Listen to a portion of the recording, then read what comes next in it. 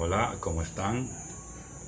Muy buenas noches, muy buenas tardes y muy buenos días.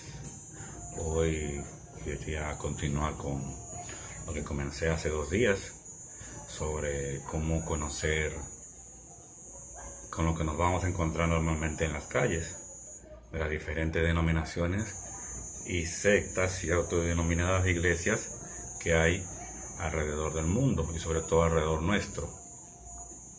Yo concluí el día de ayer o antes de ayer con los adventistas, pero se me olvidó decirle unos puntos muy importantes que son el cuidado que hay que tener con la forma como tú te encuentras con ellos.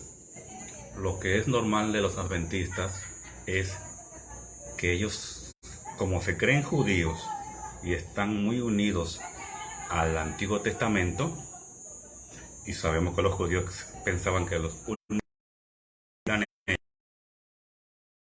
eso mismo. Entonces, en ese sentido, es difícil la conversación, pero útil sí para conocer lo que dice las Escrituras, porque lo que no se les puede negar es que conocen muchas citas del Antiguo Testamento que nos pueden servir a nosotros. En ese sentido, no hay que tenerles miedo. Ellos son muy lúcidos en el Antiguo, pero ciegos en el Nuevo, tal como sucede cuando Moisés sube al monte con la cara, y cuando baja con la cara brillante, y tuvo que cubrir para que la gente no vea cuando pierde el brillo. Y dice que hasta el día de hoy se mantienen con ese velo y no ven lo que venía. Pero entonces vamos a ir a comenzar con los pentecostales o los pentecostalismos, que a medida que vaya desarrollando el tema, que como siempre escribo para no dilatarme mucho. Quizá hoy pueda que me diga que el tema es grande, que traté de resumirlo lo más posible, pero aún así no termina de ser un tema algo extenso. Por eso les pido paciencia y atención. Voy a comenzar textualmente con lo que escribí esta tarde y que nos sirva a nosotros. Dice, esta es una de las denominaciones más fuertes, pero me refiero a más fuerte en la densidad que tienen, no que tengan una base fuerte doctrinal, pues no la tienen como las otras. Su base es aislándose en algunos versículos y tomándolo con fuerza. Una de las características de esta denominación es hablar mucho y no dejar hablar. Esa es una de las principales. O en el mejor de los casos, te escuchan, pero no te prestan atención. Una de sus fortalezas es decir que solo ellos tienen el Espíritu Santo. Por esto mismo, desde sus inicios, se hacen llamar o se hacían llamar pentecostales. Sus inicios se remontan a el año 1910. El pentecostalismo o movimiento pentecostal es un movimiento evangélico de iglesias, ya por ahí comenzamos a notar, de iglesias, es una sola iglesia, no muchas, y organizaciones cristianas que recalcaban la doctrina del bautismo en el Espíritu Santo, cuya manifestación contemporánea se catalizó a partir del llamado avivamiento de la calle Azusa, dirigida por un pastor africano, William J. Seymour, en una iglesia metodista episcopal. Ahí estamos viendo dos ramas que se desprendieron de la iglesia católica, comenzando con el anglicanismo y luego las subdivisiones, y llegó el metodismo y el episcopal. Y de estas dos había otra iglesia que era Iglesia Metodista Episcopal Africana de Los Ángeles, eso en los años 1900. Eso fue el inicio del pentecostalismo. Este movimiento carece de un dirigente mundial, ya que está conformada por varias organizaciones e iglesias, una vez más, varias que no son las iguales, pero se unen, que prestan un cuerpo sobre sí mismas, o sea, ellos mismos dentro son su autoridad. En la actualidad, el pentecostalismo tiene 4 corrientes importantes: el pentecostalismo histórico, el pentecostalismo clásico, el pentecostalismo unitario, que solamente creen en que Dios es uno y más nada, y el movimiento carismático o neopentecostalismo. Una iglesia pentecostal puede trabajar de forma independiente o estar afiliada a una organización religiosa, ministerio o apostolado de mayor cobertura. Sus ritos y prácticas y costumbres dependen de la corriente con la cual se identifiquen. Que ellos no tienen un control. Casa, me gusta la doctrina pentecostal de cualquiera de las 4 que tenemos aquí. Pongo las sillas, acomodo, me mando a hacer un púlpito y me pongo a predicar. Y digo que soy pentecostal y afuera pongo iglesia pentecostal. Entonces, bajo ese término, puede pasar una iglesia organizada el pentecostalismo y verme a mí que yo hice eso y no me va a decir absolutamente nada. Me va a decir sigue adelante, sin importarme lo que yo esté enseñando. Y cuando ellos necesitan fortalecerse, y si yo quisiera, pediría unirme a ellos. Y hasta cierto punto no sería para rendir cuenta, decir que pertenezco a alguien.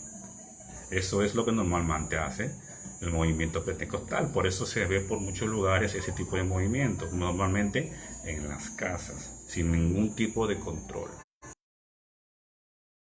Y como dice, hay el pentecostalismo que se inicia en los siglos XIX, como decían en 1910 a fines. Está el pentecostalismo clásico, que se funda en el 1901, y el unicitario en 1913. Del unicitario es una agrupación de iglesias independientes que practican la doctrina del bautismo en el agua en el nombre del Señor Jesús, y en 1914 se reunió con otra iglesia para fundar las Asambleas de Dios. Que cuando ustedes escuchen Asambleas de Dios, son pentecostales disfrazados, siguen siendo pentecostales porque la doctrina es la misma.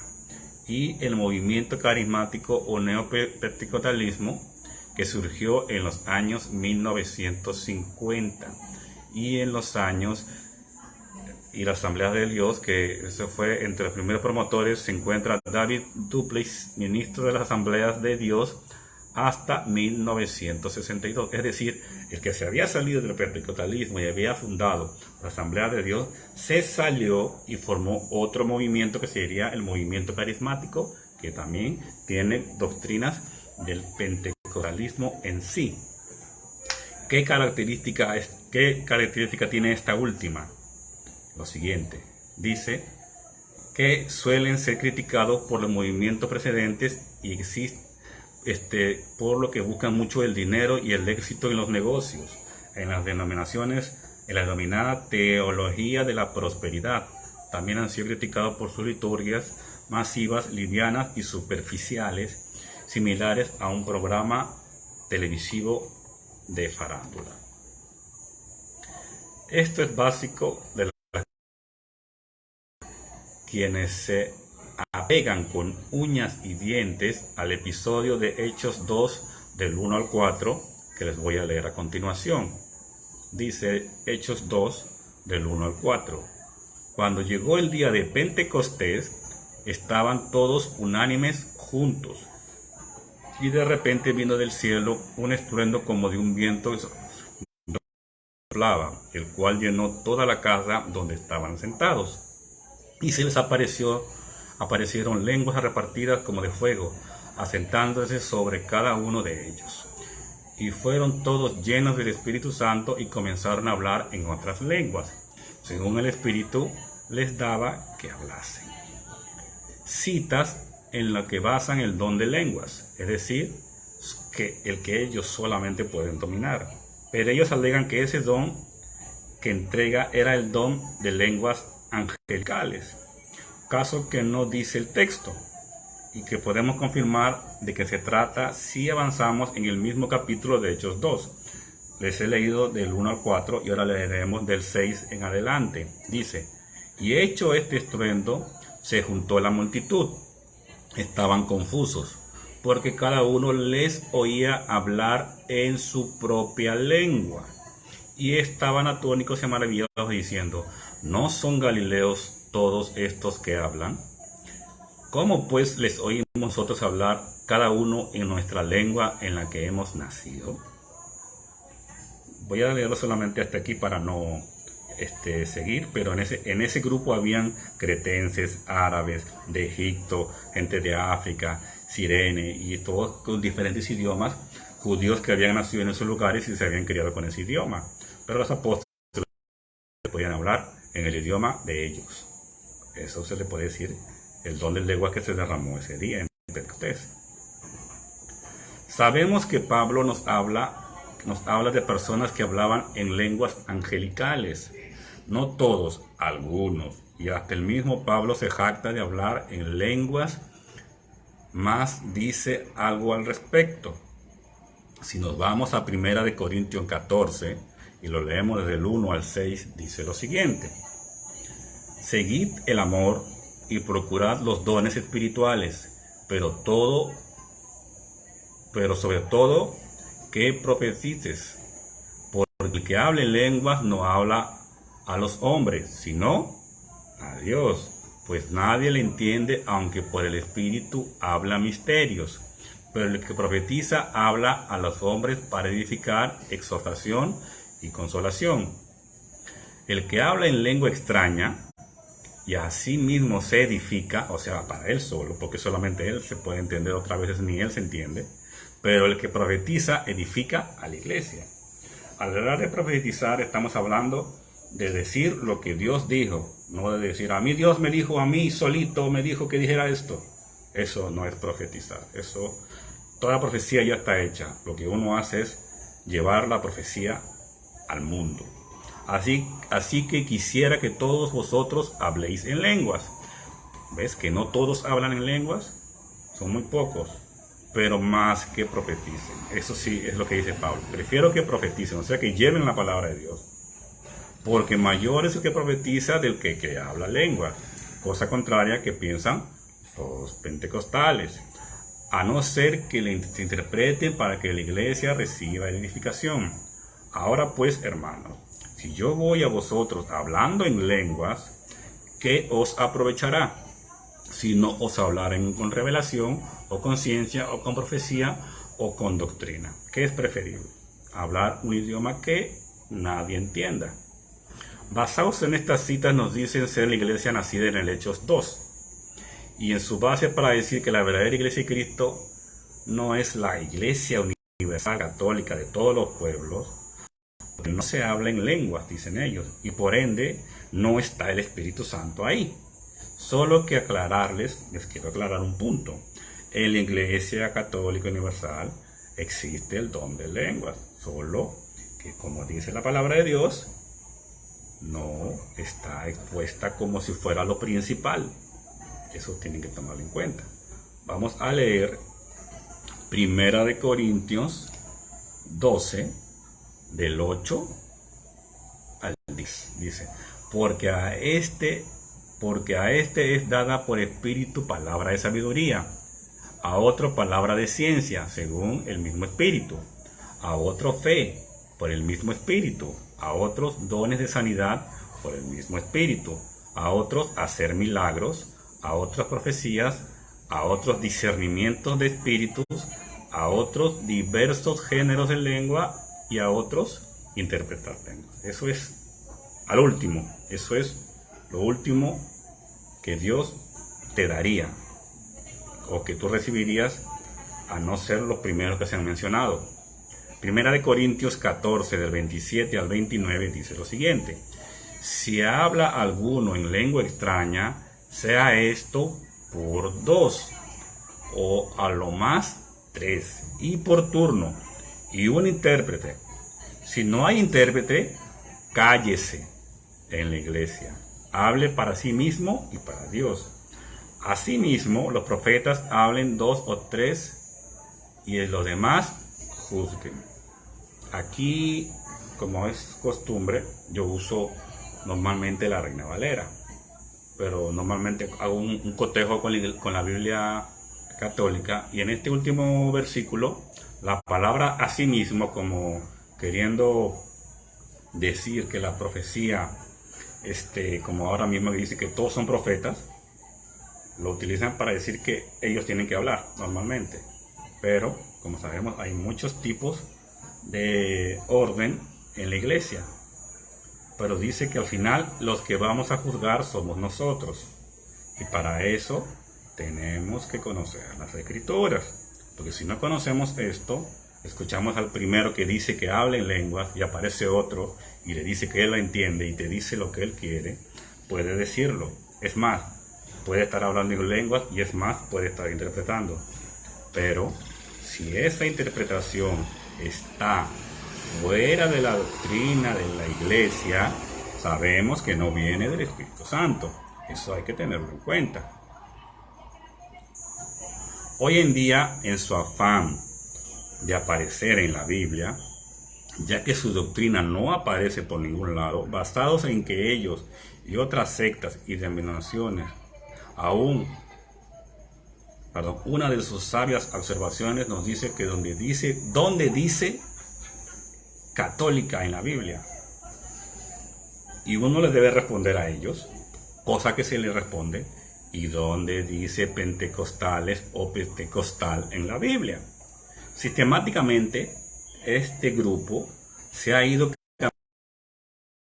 y se fijando, sobre todo los que tienen la edad mía y que están empezando a peinar canas. En otro tiempo sabemos que es pentecostal, son los pentecostales son de la iglesia pentecostal, pero ahora están apareciendo, y si ven las redes y si caminan por la calle, ya no son iglesia pentecostal, ahora son iglesia pentecostés. ¿Por qué lo hacen? Por su afán de decir que ellos son la iglesia de Cristo y que están en la Biblia. Y eso no es un invento, porque es cuestión de hacer memoria y recordar cómo toda la vida han sido conocidos y por qué ahora el afán de decir que son pentecostés. Hay que tener en cuenta eso, para que darte cuenta dónde está la mentira y cómo arrastran a otros a esa mentira. Ignorando deliberadamente que Pentecostés era una de las 3 fiestas más importantes de los judíos instituidas por el mismo Dios, y no el nombre de una iglesia, que traducido es congregación o comunidad. Y como curioso, tanto ellos como otros movimientos no católicos, a la hora de confrontar la fe de la iglesia verdadera, dice Cristo no dejó ninguna iglesia. Pero sin embargo, en su incoherencia, dicen me voy a congregar a mi congregación, sabiendo que la congregación es la traducción de iglesia que viene del griego. Entonces, ¿dónde está la sinceridad? Por eso tenemos que tener siempre en cuenta eso. Otra incoherencia de ellos, que es en el afán de aferrarse nuevamente a Hechos de los Apóstoles 2, que es la iglesia que nacía hacia antes de la venida del Espíritu Santo, quedan con Hechos 2, pero ignoran y hacen ignorar a los que lo siguen Hechos de los Apóstoles 1, el capítulo 1. Vamos a leer Hechos de los Apóstoles, capítulo 1, desde el versículo 12 al 14. Dice lo siguiente: entonces volvieron a Jerusalén desde el monte que se llamaba del Olivar, el cual está cerca de Jerusalén, camino de un día de reposo. Muy interesante, el día de reposo es el que usan los adventistas como como el Sabbat. Reposo es Sabbat. Dice que algo, hasta levantar un canasto del suelo, era considerado pecado. Y el pueblo y esa persona era muchas veces hasta muerta. Pero sin embargo, los discípulos estaban caminando, viajando en el día de reposo. No estaban reposando, estaban caminando. Y eso hay que tomarlo también en cuenta, para que veamos cómo ya para ese tiempo el día del Señor ya había pasado del sábado, del séptimo día al día primero, que es domingo. Y continuó leyendo. Y entrados subieron al aposento alto. Significa en el término bíblico al plano espiritual, aposento alto. El nombre que le puso un conocido por nosotros allá en Perú, sobre todo el pastor Santana, que le puso a su iglesia,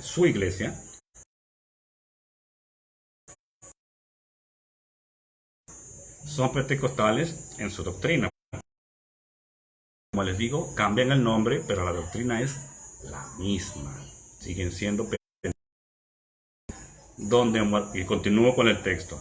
Donde moraba Pedro y Jacobo, Juan, Andrés, Felipe, Tomás, Bartolomé, Mateo, Jacobo, hijo de Alfeo, Simeón el celote y Judas, hermano de Jacobo, Santiago. En esa época se le decía Jacobo, Santiago, eran la misma persona. Por si encuentran en la Biblia, Jacobo y Santiago son los mismos.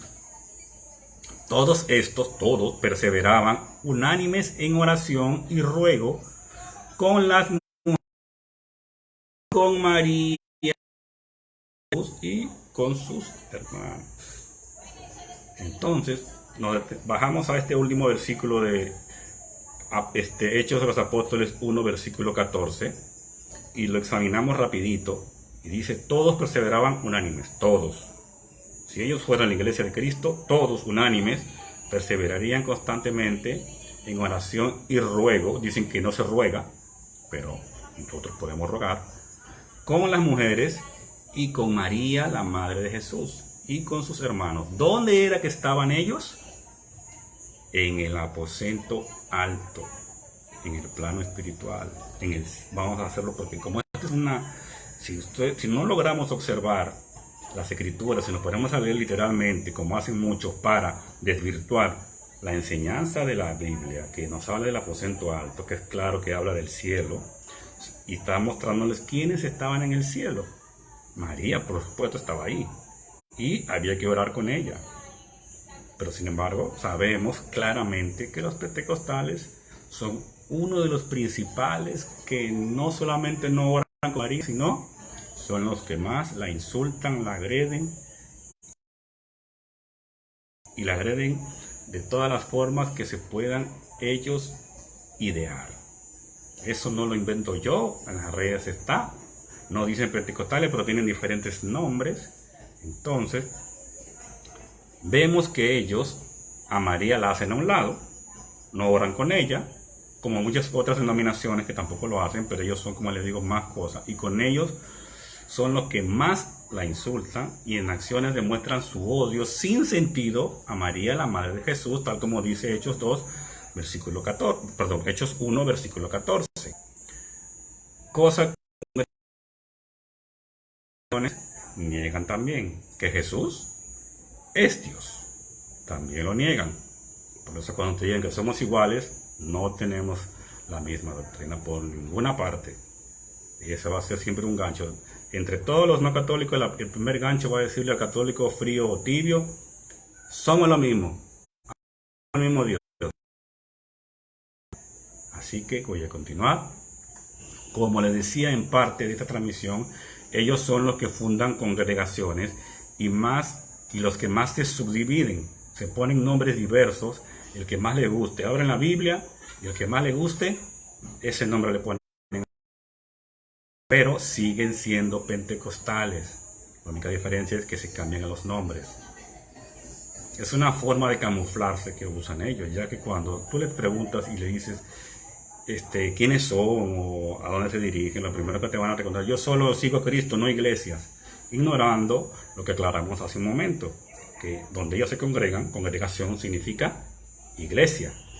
Entonces, ignorando eso, dicen no, que nosotros no vamos a iglesia, pero eso es por la poca sinceridad que tienen de cara a la palabra de Dios. Sin saber por qué, por más que se ponen diversos nombres, su doctrina siempre va a ser la misma, como le digo, pentecostal o pentecostés, como ahora se están haciendo llamar. El pentecostal es el que más sonríe. Tienen que tener en cuenta eso. Este es el que más te va a sonreír. Y a la vez la doctrina y la forma es la más agresiva contra el católico, que puede llegar a insultos tan bajos y carentes de piedad, así como hasta el punto que ustedes pueden ver a gente discutiendo con la gente en la calle, si es hombre o mujer, llegándole a la gente. Y no olvidemos lo que sucedió con el aposento alto y la agresividad con la que actuaron. Cuando se les cuestiona con la Biblia su escudo ante la verdad, normalmente es decir, la Biblia no se hizo para pelear, o tienes espíritu de contienda. Esto fuera de contexto de lo que enseñan, de lo que quieren enseñar a la iglesia. Vamos a leer 2 de Timoteo 2. Ellos les gusta mucho leer este versículo. Disculpa, déjenme beber un poco de agua.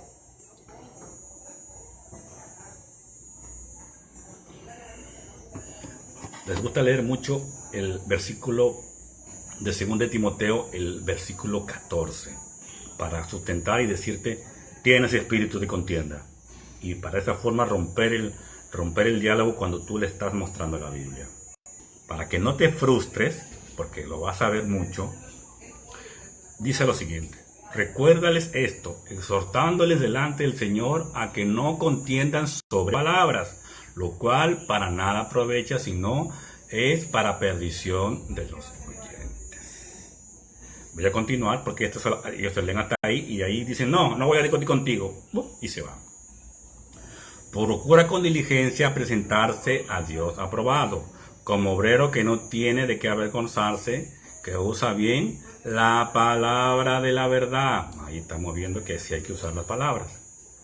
Más evita profanas y vanas palabrerías, porque conducirá más y más a la impiedad. ¿Qué cosa es la impiedad?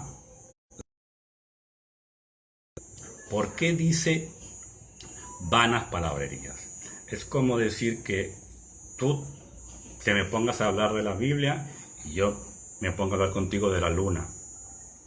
Me hables de la Biblia y yo me pongo a hablar de los animales. Nunca vamos a ver una correlación. Entonces ahí no hay una concordancia con la palabra de Dios. No se puede discutir con una persona que esté en esa forma. Pero acá dice que si hay verdad y esta persona te habla con la Biblia y tú con la Biblia, ahí no hay discusión. Ahí es buscar la palabra de Dios, evitando imponer, porque la palabra de Dios no se impone. Pero si no te permite tampoco tú desarrollarte, quiere decir que no quiere escuchar, como le decía. Ellos no escuchan, hablando de los pentecostales, ellos solamente hablan.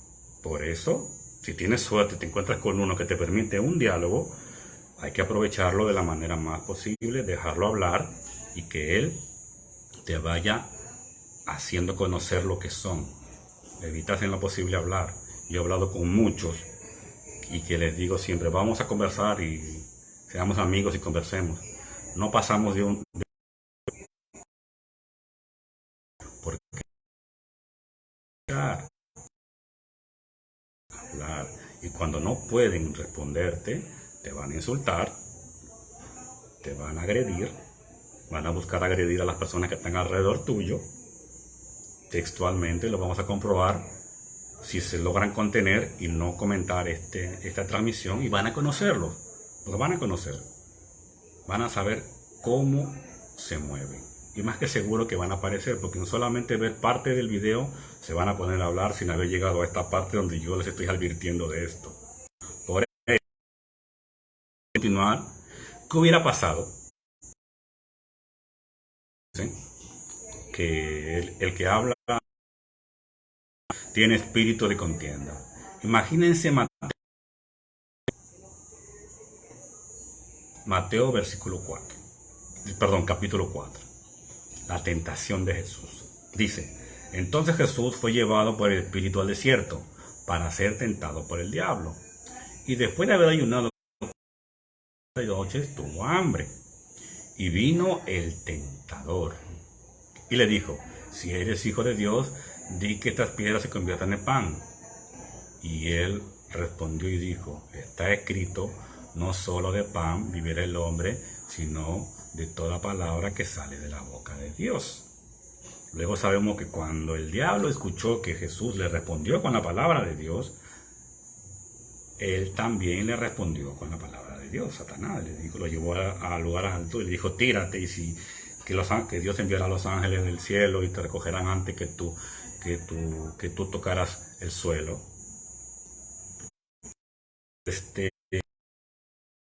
Los pentecostales, de que no hay que discutir con la palabra de Dios. Jesús le hubiera dicho, tienes espíritu de contienda, mejor no discuto contigo.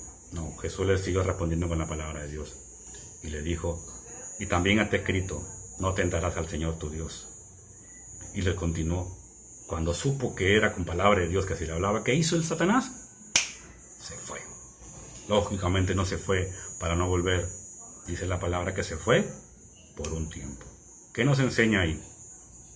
Nos dice, nosotros tenemos con la palabra de Dios.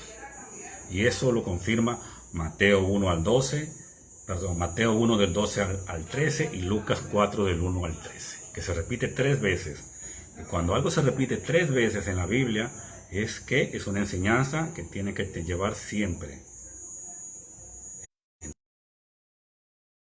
Primero, el episodio termina ahí mismo y Jesús le dice que primero el episodio termina ahí. Bueno, esta parte se las acabo de explicar. Por eso, ya casi terminando con la transmisión, quiero dar algunos consejos. Si los encuentras en las calles, que normalmente los vas a encontrar, andan siempre trajeados, y las mujeres con faldas largas y con la Biblia bajo el brazo y con un púlpito donde ponen la Biblia, que le dicen que hasta que es el altar de Dios, que solamente los elegidos pueden hablar ahí, de aquí para allá, y lo verán siempre concentrados orando en medio de la calle y con un ojo abierto, y poder ver si alguien lo mira, porque no hay sinceridad, o repartiendo tratados, esos papelitos que aparecen que ni leen. ¿Por qué les digo que ni leen? Porque yo constantemente me encuentro con ellos, les recibo el tratado, lo abro y luego les pregunto, dame 2 citas que estén escritas en este tratado. Y me dicen un montón de excusas y me dicen, léelo tú, pero tú dime qué es lo que dice aquí. ¿Cómo tú me das algo que ni tú lo has leído, ni tú sabes lo que dice? Y ahí es donde se ponen mal. No les gusta, porque no les gusta ser cuestionados. Entonces, simplemente se toma en cuenta y eso les sirve a ellos para que cuestionen lo que están haciendo. Por lo menos yo, en el deseo de que salgan de eso, porque muchos se les ve que fueron católicos. Entonces, les hago ese empujón para que mediten lo que hacen. A tomar en cuenta estos puntos por si tienes vecinos con estas características o si en la calle te animas a charlar con alguno de ellos. Pues como te digo, desde el principio ellos sonríen mucho y son muy amables de principio. Entonces cuando tú tiras el anzuelo y le pones lo que más le gusta al pez. Primero, no aceptes ir con ellos si te invitan a sus cultos. Tú le podrías responder, pero primero vamos a la misa.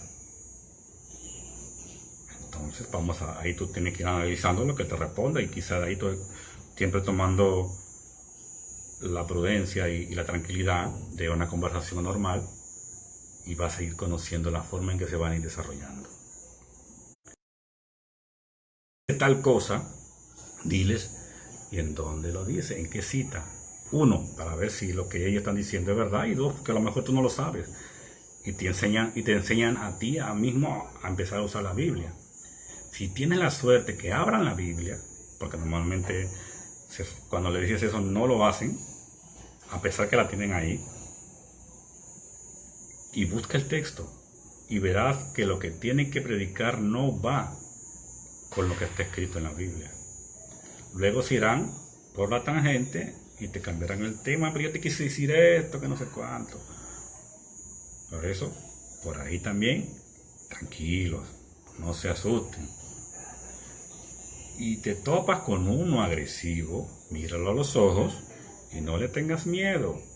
Y lo verás, aunque no lo crean, temblar y ofuscarse.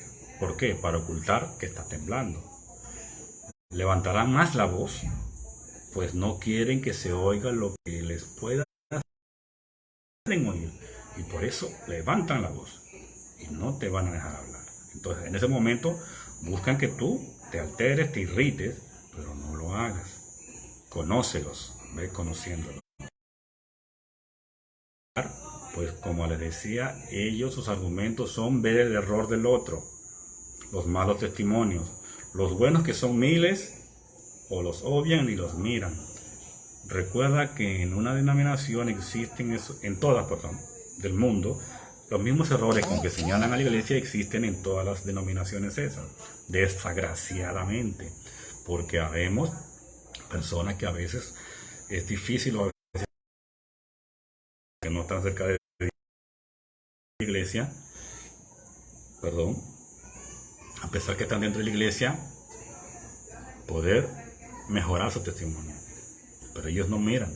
Yo tengo un archivo de todas las cosas que hacen los pentecostales en video y en artículos. Yo no los comparto en las redes porque yo no caigo al nivel de ellos. Pero el día que tenga que conversar con alguien personalmente, se lo muestro, le digo, de esto no hablemos porque ustedes están en lo mismo. Hablemos de lo que enseña la palabra de Dios. Yo no lo hago, yo no lo comparto. A veces me tiento a hacerlo, pero no lo hago porque no podemos caer en el juego de ellos. Eso sería entrar en palabrerías vanas, como decía la Escritura en 2 Timoteo 2:14, que se la voy a volver a leer para que tomen en cuenta. Recuérdales esto, exhortando a que no contiendan sobre palabras, o sea, sobre palabras, sobre con nadie, porque lo que vamos a llegar es a una incomprensión. Y el que te oiga discutiendo no va a ganar nada con eso. Entonces, a eso sí tenemos que tener pendiente, evitar esa confrontación con todo. Recuerda que nuestra lucha no es contra el hombre, o sea, no contra esta persona que tiene la doctrina, sino contra la misma doctrina, que es una doctrina satánica por todas las luces. Si ves que después de más de 2 o 3 veces que tienes un encuentro con una misma persona y no cambia su actitud, haces bien en alejarte, porque te puede hacer caer y pecar, porque ganas no faltan de volverte karateca. Por eso se los digo, hay que tratar de ejercitar la paciencia, la cordura, la piedad, la misericordia, el amor, porque de lo contrario nos meteremos en una guerra innecesaria entre hombres que estamos buscando a Dios. Quizá ellos no se den cuenta, pero están luchando contra la voluntad de Dios, con esa actitud. Dios a la obra, porque de algo le habrá recibido esos 2 o 3 encuentros que tú has tenido. ¿Qué beneficio te puede o te debería traer un encuentro? 1, principal, conocerlos. 2, aprender la fe de la iglesia, porque eso te va a enseñar a aprender, te va a enseñar a cuidarte. 4, cuidar tu familia, porque no solamente eres tú a quien pueden engañar. Te pueden engañar a tu esposa, a tus hijos, a un niño que tú mandas al jardín. Lo pueden engañar. Un niño de 3, 4, 5 años. Satanás no va a mirar si tú tienes 3 meses, 2 meses, un año, cumpla 18. O que tú digas si quieres ser cristiano o no quieres ser cristiano. Él igualito te va a atacar. Cultivar la paciencia. Otra de las cosas que podemos aprender. Reconocer al impío. ¿Quién es el impío? El impío es el que aborrece, odia, detesta todo lo que viene de Dios. Todas las cosas que se hicieron en esta tierra para Dios. Ese es el impío. Aprenderás a amar a los que te aborrecen y a orar por ellos. Aprender a cuidar de cara a Dios. Hay que aprender a cuidarnos. Que eso que hagamos, esa será nuestra salvación. Más, me he extendido quizá un poco. Creo más de lo que últimamente he hecho. Si tú crees que puedes compartir esta transmisión, la haces. Me despido con mucha alegría recomendándoles que estamos en tiempo de Cuaresma, preparándonos hoy más que nunca en familia, en casa. Ya los miembros de nuestra familia, nuestra esposa, esposo, hijo, hija, nieto, nieta, nuero, cuñado, cuñada, y estamos muchos en el mismo techo, pero a veces divididos por la obra de Satanás. Sea pues esta Cuaresma especial que Dios nos ha regalado, que nos permite vivir, sea para que, como en el principio, como éramos antes, seamos otra vez una familia unida, juntos entendiendo lo que significa la Semana Santa. Hasta una próxima transmisión, y si Dios quiere, recuerden que el cuerpo vuelve al polvo y el alma debe volver a Dios. Cuídense y sean precavidos no solamente físicamente, sino espiritualmente. Que Dios me los bendiga a todos. Un abrazo fuerte para todos mis amistades, amigos, conocidos y a las personas que últimamente entran buscando de qué manera distorsionar a veces lo que uno trata de decir. Para ellos también un abrazo, y como siempre les digo a ellos, a esas personas, les he extendido cientos de invitaciones para conversar, y espero que sea eso y que quieran conversar. Que Dios nos la bendiga y hasta una próxima oportunidad. Quizá la próxima hablemos de los mormones o de los testigos de Jehová. Cómo podemos estar prevenidos. Pero vamos a hacerlo, porque es importante que lo sepamos para que se lo enseñemos a nuestros hijos. Primero, a que se acerquen a Dios. Y segundo, a que no se dejen engañar. Que Dios me la bendiga.